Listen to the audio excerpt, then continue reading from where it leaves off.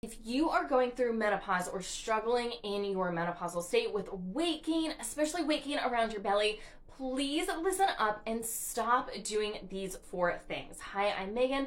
I'm a nutritional therapy practitioner and functional blood chemistry specialist, and here are the 4 of some of the biggest mistakes I see women in this perimenopausal into menopausal state make that really leads to weight gain, specifically weight gain around the belly. And this can be significant. This could be, just a couple pounds up to like 20, 30 plus pounds. So number 1, please stop doing HIIT training, high intensity interval training, long bouts of cardio.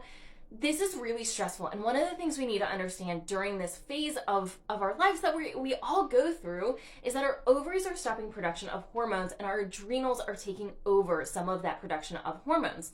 And our adrenals release something called cortisol. Cortisol is a stress hormone, our main stress hormone. And if we are increasing stress on the body, this is only going to fuel further weight gain, especially around the belly.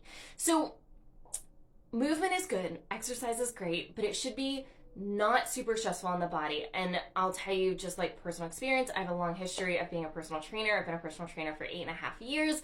One of the best things you can do for your body in this stage, really any stage, especially for your bone health and just overall metabolism, is strength train. And this looks really different for a lot of different people. This could look like 1 to 3 times a week. I would say for most people, 20 to 60 minutes. Doesn't have to be crazy. Doesn't have to include weights, although depending on who you are, you might want to, because that's probably a good idea, at least at some point. Number 2, stop dismissing stress and sleep. Sleep and stress management are so crucial during this time.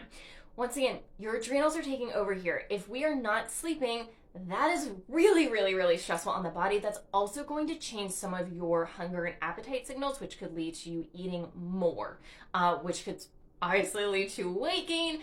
But the stress piece in particular, if you don't have some sort of mindfulness practice, way to manage your stress that is not high intensity interval training, that absolutely needs to be one of the first things you add to your routine, to your lifestyle. Number 3, fueling your body. Once again, if you are under eating, that is super stressful for your body. If you are eating lots and lots of sugars and carbs and processed foods, and I'm talking like simple carbohydrates, not like vegetables and sweet potatoes and that kind of stuff, you're doing your body a huge disservice. No crazy caloric deficits, no crazy intermittent fasting. Fuel your body, good protein, good sources of fat, eat lots of veggies, get lots of fiber, and don't completely skimp out on starchy carbs. Sweet potatoes, regular potatoes, squashes, all of these things are super good for your body. And number 4, if you've got bigger, deeper issues going on, gut issues, other hormone imbalances, toxin overload issues with your cholesterol, with your liver markers, these things are incredibly stressful on the body, and if we don't address those, the likelihood of your body being in a super parasympathetic, relaxed state is highly unlikely, in which case you're just further exacerbating your cortisol issues, which is going to further exacerbate a lot of these perimenopause and menopausal type symptoms, including the weight gain, especially around the belly. This belly weight gain is really correlated with high and dysregulated cortisol levels.